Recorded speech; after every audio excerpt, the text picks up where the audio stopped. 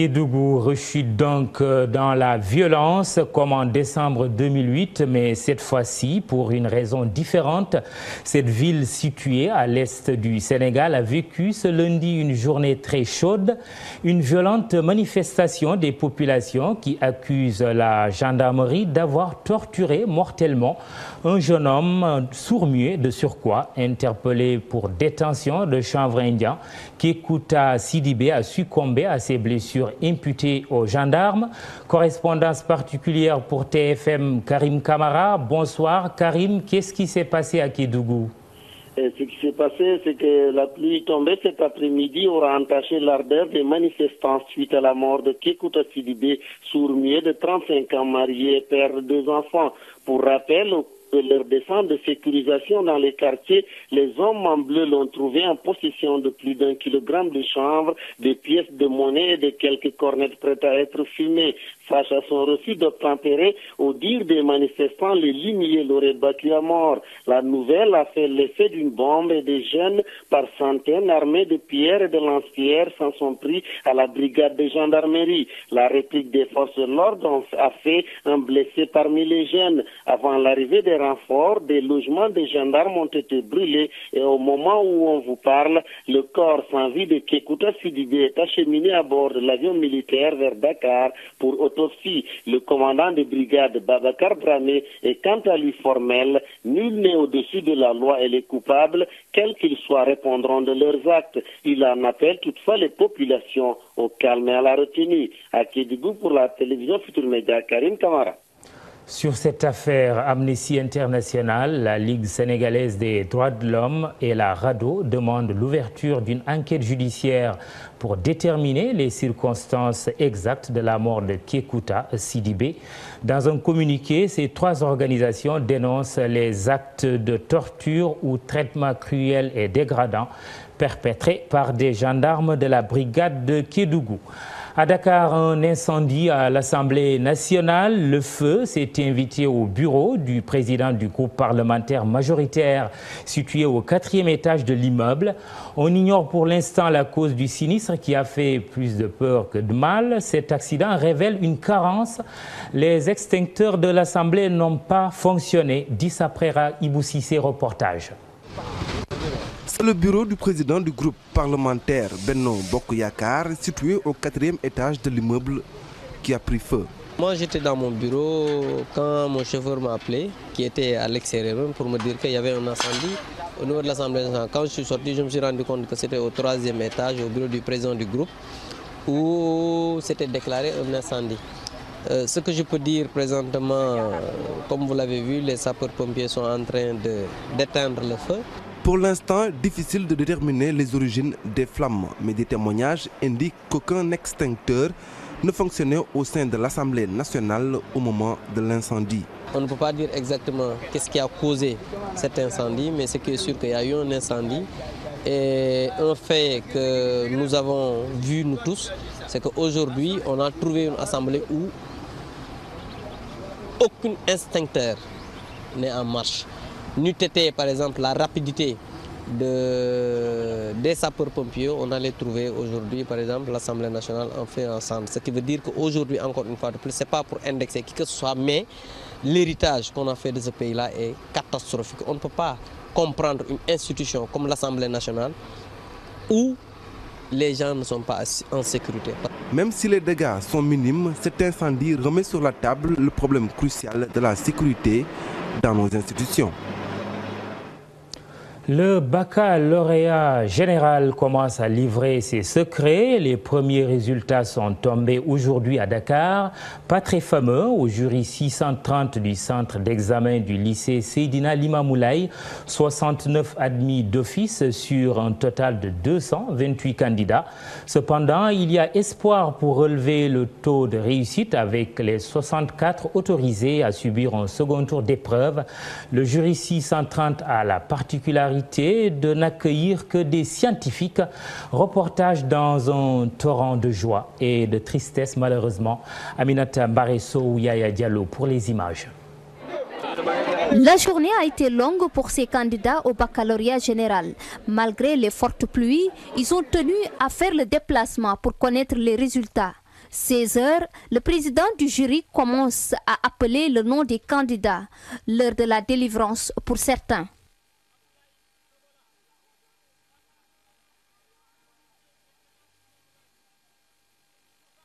Je suis vraiment contente. Je rends grâce à Allah qui m'a donné ça. Moi, je vais vraiment laisser toutes les études, plus de 2 mois, à cause des grèves. Je ne pensais pas admise, franchement. C'est la grâce, je rends vraiment grâce à Dieu. Je suis vraiment contente, vraiment. Je remercie beaucoup mes parents, surtout mon père.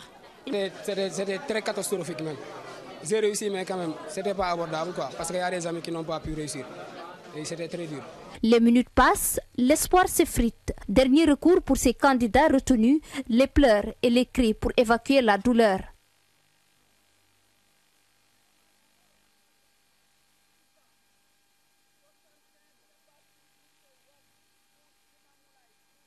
Le jury 630 du centre Seydina Limamoulaye de Dakar a accueilli près de 228 candidats. 69 ont décroché d'office le baccalauréat, 64 admis au second tour. 107 à l'issue des épreuves du premier groupe. Nous avons obtenu 46 admis, dont 17 mentions très bien, 3 mentions bien, 13 mentions assez bien. Pratiquement pour la série S1, on n'a pas connu d'ajourné pour tous les candidats qui ont fait les épreuves du premier groupe. Soit ils ont réussi ou bien ils sont admissibles pour les épreuves du deuxième groupe. Le centre Seydina Limamoulaye de Dakar compte près de 6 jurys. Ce jury est le premier à publier ses résultats. Un baccalauréat général qui livre donc ses premiers secrets.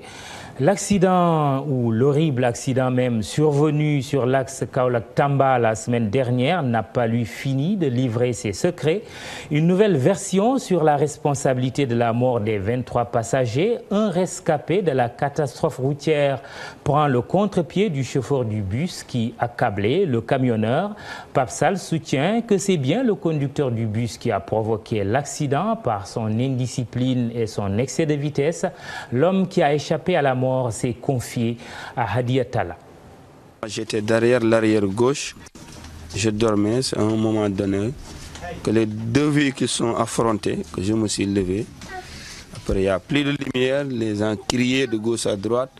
Moi je me suis retrouvé vraiment en bas sous les bagages coincés avec des fers. Vraiment c'est en ce moment qu'on a tapé, crié pour que les gens viennent à notre secours. J'étais là-bas pendant 30 minutes.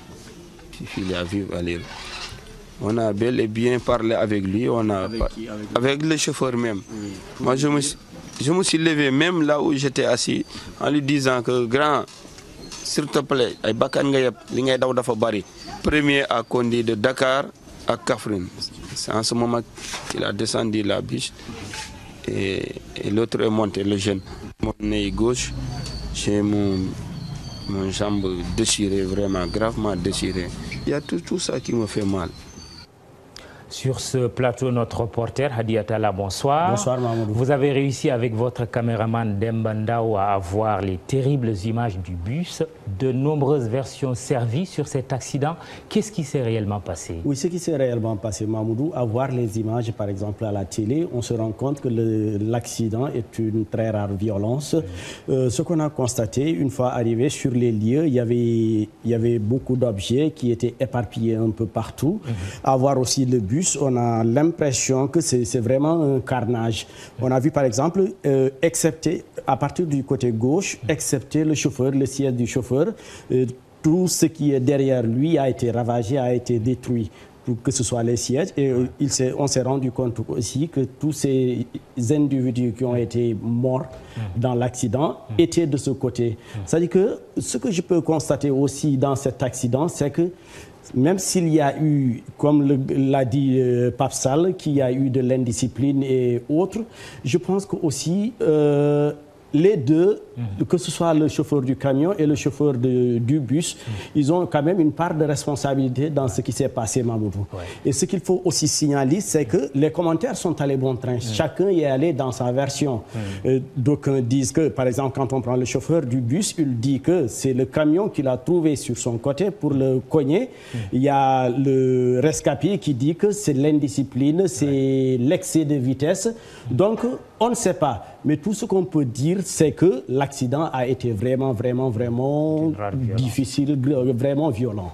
Alors, l'organisation des secours a-t-elle été à la hauteur? L'organisation du secours, c'est ça, c'est là aussi le nœud gordien, c'est là où se trouve le problème. Par exemple, quand on voit le lieu où l'accident a eu lieu, c'est à 9 km de Kaffrine et à 69 km de Kaolack. Donc, et ils ont dit que le PAPSAL a dit, par exemple, que les secours ont mis 45 minutes pour arriver sur les lieux de l'accident.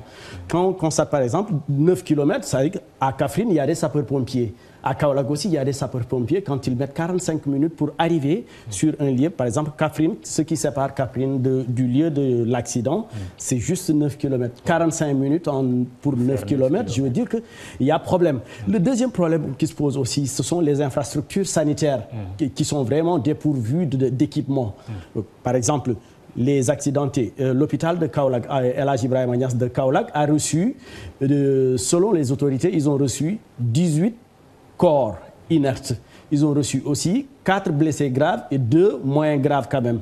Mais ils ne pouvaient rien faire parce qu'ils avaient un problème avec le service de radiologie qui ne fonctionnait plus. Il n'y avait plus d'unité de radio. Donc ils étaient vraiment incapables, par exemple, de prendre en charge ces malades. Ils étaient obligés de les transférer dans les grands hôpitaux, à Dakar par exemple, ou bien à Tambacounda. Donc c'est un problème qui se pose, surtout avec la sécurité. Et puis je ne peux pas comprendre aussi quelqu'un qui sort d'un accident et qu'on le laisse partir. Alors je pense qu'il devait avoir droit à un suivi psychologique, à un suivi sanitaire vraiment sérieux, à la hauteur même de l'accident qui a eu lieu.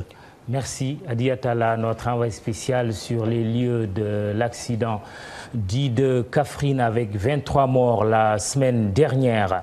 Un autre camion qui fait sensation, le mastodonte rempli de marchandises s'est affalé de tout son corps sur la route de Tambacounda. À l'origine de l'accident, une défaillance technique ajoutée à la surcharge. Toutefois, il n'y a pas eu de victimes. Nous aurons l'occasion d'y revenir. Une bonne partie de la banlieue dakaroise vit toujours avec les inondations. Cette situation incommodante dure depuis 7 ans. Le cas de Pikine Guinaw Rail où les eaux de pluie de cette année sont venues s'ajouter au mal-vivre des habitants. Ils souhaitent vivement l'intervention des pouvoirs publics. Nafissatou Silla, Maradien, un reportage sur le calvaire maintes fois raconté de la banlieue de Dakar. Pikine Guinaw Rail Nord, un quartier bien connu depuis 2005, début des inondations. Et voilà 7 ans que les populations vivent dans les eaux et à chaque hivernage, la situation empire. Quand il pleut, on ne peut pas sortir de chez nous. On reste enfermé, on n'a pas le choix. Quand il fait nuit, on utilise des lampes torches pour éviter de tomber dans l'eau ou de cogner les pierres. La majeure partie des ruelles du quartier est bloquée par les eaux stagnantes. Ici, il est difficile de se déplacer. Si la situation est difficile pour les personnes valides, ça l'est plus encore pour les handicapés. Vous voyez comment je transpire et souvent je suis obligé de contourner tout un quartier. Ceux qui creusent le passage des eaux oublient souvent les personnes handicapées.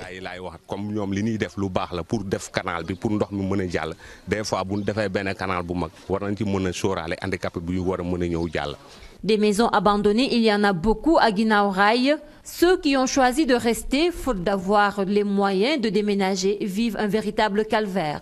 C'est le cas de cette dame qui, depuis 3 ans, a condamné ses toilettes à cause de l'eau. Depuis 3 ans, mes toilettes ne fonctionnent plus et je n'ai pas les moyens pour les réhabiliter. On utilise des pots de chambre pour faire nos besoins, ensuite dans les égouts. On a juste un abri pour nous doucher. Aujourd'hui, nul n'ignore les conditions d'hygiène précaires et la promiscuité que rencontrent les populations. Souvent, ce sont elles-mêmes qui prennent les initiatives pour évacuer l'eau des pluies. Nous nous battons comment pour au moins faire assez de remblais pour atténuer certaines inondations vers les maisons. Après cela, nous sommes en train de faire des caniveaux de drainage. Hier, quand il a plu, nous étions très fatigués, mais nous avons fait de sorte que ce poste-là a fonctionné pour évacuer les eaux. Sans trop y croire, les populations de la banlieue espèrent que les nouvelles autorités vont prendre à bras le corps le problème récurrent des inondations.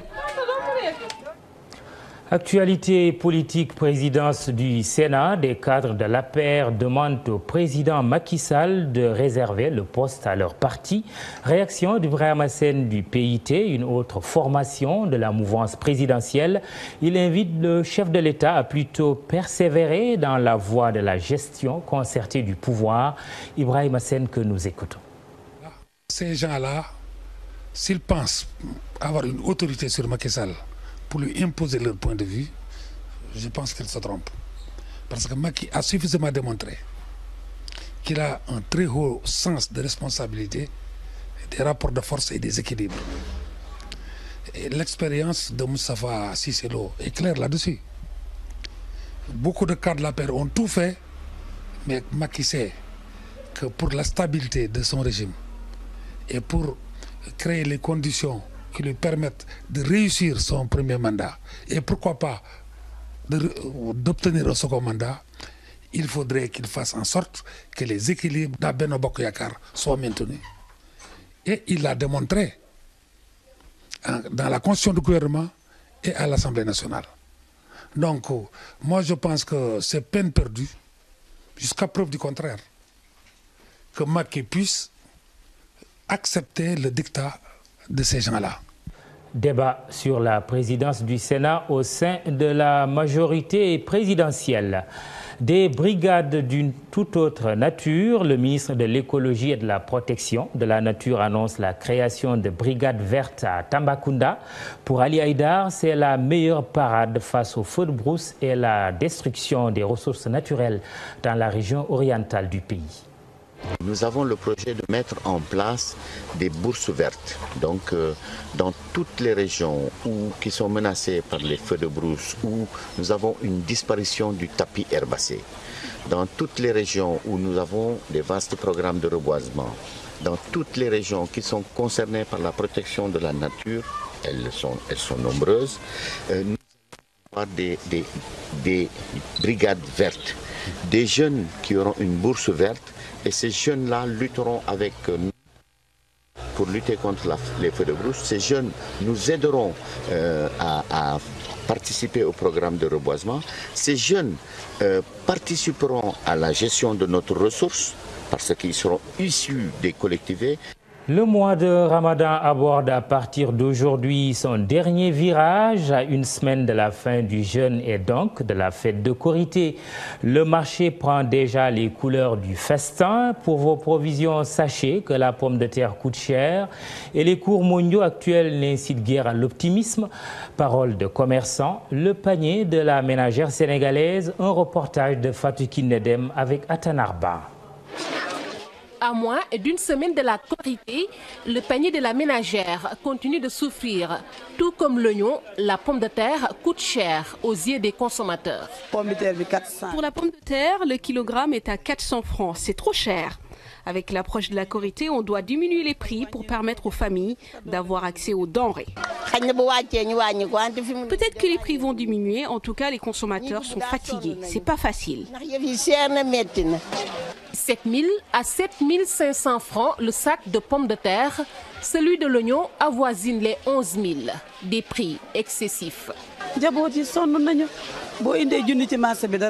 Avec 5 000 francs au marché, on ne peut pas s'en sortir. Le kilogramme d'oignon importé coûte 500 francs et l'oignon local 450 francs.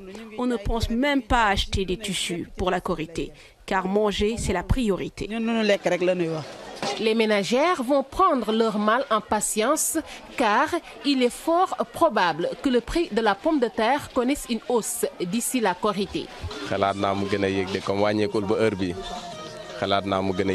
Il se peut que les prix augmentent avant la Korité. En plus, beaucoup de sacs de pommes de terre pourrissent à cause de la chaleur. La hausse des prix, ce n'est pas à notre niveau, c'est plutôt au niveau international.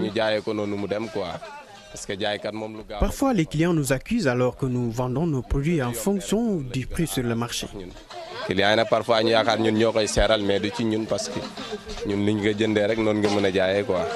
Quelles que soient les raisons de cette situation, les consommateurs espèrent une chose, avoir accès aux denrées à un meilleur prix avant la Korité. Nous restons sur d'autres éliminatoires, celles des moins de 21 ans. Dans le cadre de la CAN, évidemment, le Sénégal s'en sort plutôt bien devant le Bénin, score 2-0. Les Lionceaux se retrouvent dans l'ultime étape qualificative. Retour sur le buteur de la journée. Il s'agit de Fallou Diagne, interrogé par Cheikh Sadibou Diarra.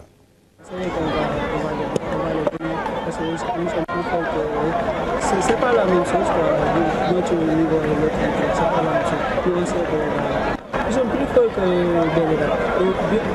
On va les gagner, Inch'Allah. Et puis le dernier mot sur le football avec l'équipe de Djambar lors de la 4e journée des playoffs qui a perdu devant l'USO, score 1-0. Et puis dans l'autre confrontation, le Casa Sport a battu Niaritali sur le score de 2-0. Et nous bouclons avec du basket pour parler du tournoi de la zone 2. Le Sénégal s'impose d'entrée. C'était face à l'équipe du Mali. Score 68-54. L'équipe du Sénégal ressort encore une fois. C'est pour croiser le Cap-Vert. Le match Mamadou sera lancé dans quelques petites minutes pour justement cette deuxième sortie de l'équipe du Sénégal en basket. Résultat dans nos prochaines éditions. Merci Papis Diaw. Un autre jet du carnet de voyage de notre envoyé spécial en Turquie. Khalifa Diakhaté nous propose ce soir le quotidien fait de petits commerces des émigrés sénégalais à Istanbul. Nos compatriotes ont un droit de séjour qui leur permet de s'adonner au commerce, mais le sésame ne leur ouvre pas les portes d'un emploi salarié. Reportage sur les ambulants d'Istanbul. Ils n'ont pas que le Sénégal en commun ou encore la distance parcourue pour gagner leur pain. Une contrainte de taille les unit. Nous n'avons que le droit de vendre des montres et des parfums. Le papier qu'ils nous donnent n'a aucune utilité. La durée de vie est de 6 mois avec obligation de sortir du territoire si on veut un renouvellement. On paye 130 à 350 000 francs CFA. On peut obtenir le document qui ne nous donne même pas le droit de travailler. Avoir des papiers sans pouvoir travailler, comment faire pour manger ou pour les renouveler? Accorder un droit de séjour sans le droit de travail. Pourquoi faire? Ce n'est pas cohérent. Qui plus est, les Sénégalais disent qu'ils sont plutôt bien accueillis ici à Istanbul. Les plus téméraires s'aventurent dans les fabriques. La rémunération tourne autour de 65 000 francs CFA et parfois ils ne sont même pas sûrs de la percevoir. Je travaille dans les fabriques. Quand la police débarque, on me cache dans les toilettes. Personne ne prend le risque. On peut travailler toute la semaine sans toucher un sou à la police. On risque d'y rester. Donc il faudrait croire de manière générale que les Africains sont sans doute des victimes collatérales d'une certaine politique de séduction d'un pays qui fait des pieds et des mains pour intégrer l'Union européenne. Quand on devine le poids que sa politique d'immigration devrait peser dans son dossier pour l'intégration de l'Union. L'immigration sénégalaise est assez récente à Istanbul. Les Sia, noirs comme on les appelle ici, sont perçus par certains comme des individus qui fuient la misère. Ils pensent que toute l'Afrique est comme la Somalie à cause des images qu'ils voient à la télévision. Parfois, ils ont de la compassion pour nous. Ils pensent que nous sommes là parce que nous n'avons rien à manger. Tout ailleurs, il y a des situations peu souhaitables, mais pas que. Il n'y a qu'un seul hôpital pour les Africains et on n'y donne que des comprimés. Dans les autres établissements, on ne te regarde même pas. On n'a pas de problème pour se nourrir. Et franchement, il n'y a pas de Sénégalais sans abri. La principale difficulté, c'est la cherté du loyer. L'État du Sénégal ne se préoccupe même pas de nous par rapport à nos compatriotes d'Italie, d'Allemagne ou d'ailleurs. C'est ça la vérité.